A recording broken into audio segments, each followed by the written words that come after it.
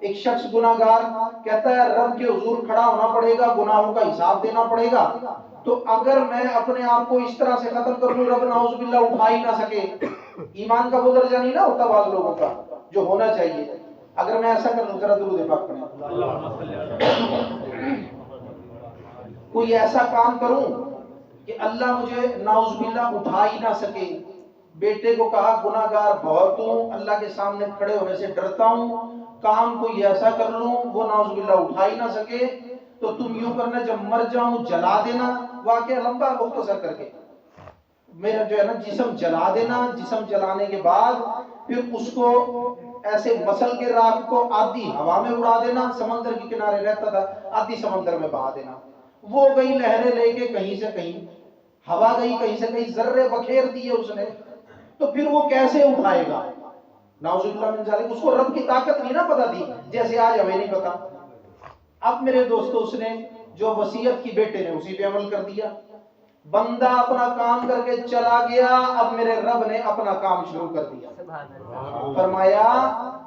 اے ہوا اس کے سارے ذروں کو اکٹھا کر دے، اے سمندر کا پانی اس کے سارے ذروں کو اکٹھا کر دے، وہ احکم الحاکمین ذات ہے، وَذَلِكَ عَلَى اللَّهِ يَسِيرٌ، اس کے لیے یہ سب آسان ہے، اس کے لیے کوئی مشکل نہیں، چیزیں تو اس کے سامنے اس کی بارگاہ میں ہاتھ باندھے کھڑی رہتی ہیں، پانی نے اکٹھے کر دیے ذرے، ہوا نے اکٹھے کر دیے، اللہ نے سارے ذرے اکٹھے کر کے جسم اس کا ترتیب دے کے پھر اس میں دوبارہ سے روح کو پھونک دیا، اپنے سامنے کھڑا کر لیا، فرمایا تو یہ سوچتا تھا تیرا رب تجھے کھڑا ہی نہیں کر سکتا،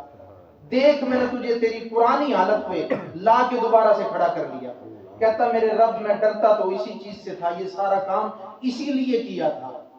تو میرے رب نے فرمایا کیا تو واقعی کہتا ہے، حالانکہ جانتا ہے،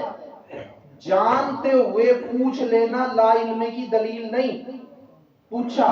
کہ کیا تو نے واقعی اسی لیے کہتا میرے رب میں نے تو یہ سارا اسی لیے کیا تھا، فرمایا کہ جا پھر جو مجھ سے ڈرتا ہے نا میں اس کو 2 جنتیں عطا کرتا ہوں، جو مجھ سے ڈرتا ہے اس کو 2 جنتیں عطا کرتا ہوں، جا میری جنت میں چلا جا، تجھے میں نے معاف کر دیا، تجھے میں نے بخش دیا۔ تو میرے دوستو وہ ایسا رب ہے جو قادر و قدیر بھی ہے، وہ احکم الحاکمین بھی ہے، وہ عزیز بھی ہے، وہ قوی بھی ہے، وہ زبردست قدرتوں والا ہے۔ تو اس ذہن کو دلوں سے، اپنے ذہنوں سے اس خیال کو نکال دیں کہ وہ اٹھا نہیں سکتا۔ میرے دوستو اس کے تو بکھر گئے تھے نا سمندر میں، اس کے تو بکھر گئے تھے ہوا میں، ہمارے تو قبر میں اکٹھے ہیں، ہمارے تو قبر میں اکٹھے ہیں، اگر وہ اکٹھے کر لیے تو قبر بڑی آسان ہے اس کے لیے۔ تو میرے دوستو آج عمل کرو، اس وقت کی تیاری کرو جو ہمارے بھائی جناب عبدالغفار صاحب مرحوم و مغفور پہ آیا، جن کی یاد میں، جن کے ایصال ثواب کے لیے آج ہم یہاں پر اللہ کے گھر میں جمع ہیں۔ یقین کیجئے کوئی وقت وہ بھی آئے گا، اگر اللہ نے ہمیں خوش نصیب بنایا ہے کہ لوگ بھی ہماری یاد میں اسی طرح جمع ہوں گے اور بھائی کی طرح ہم جا چکے ہوں گے۔ تو آج وہ وقت ہے کہ وہ تیاری آج کی جائے، اور ان تیاریوں میں سب سے بہترین اور پہلی تیاری پتہ کیا ہے؟ اللہ کی 5 وقت کی نماز، یہ سب سے پہلی تیاری ہے۔ تو کوشش کریں اللہ کے سجدوں میں سے ایک سجدہ بھی قضا نہ ہو، ایک سجدہ بھی قضا نہ ہو، 5 وقت کی نماز کو قائم کریں، ٹھیک ہے نا جی؟ آج کون کون ارادہ کرتا ہے بھائی کہ انشاءاللہ 5 وقت کی نماز قائم کریں گے؟ ارادے میں نے کی ہاتھ اٹھاؤ، ارادہ کرو اللہ کی بارگاہ کے اندر یہ دعا کرو میرے مالک نماز پڑھنے کی توفیق دے،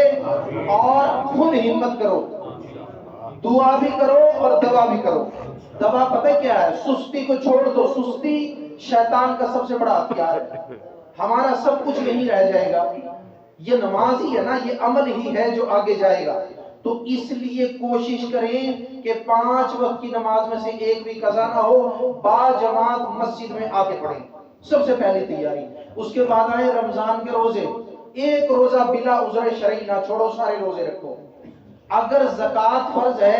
ضرور زکوٰۃ دو، اگر حج کر سکتے ہو ضرور حج کرو، اتنا اگر میرے دوستو اللہ نے گنجائش دی ہے تو۔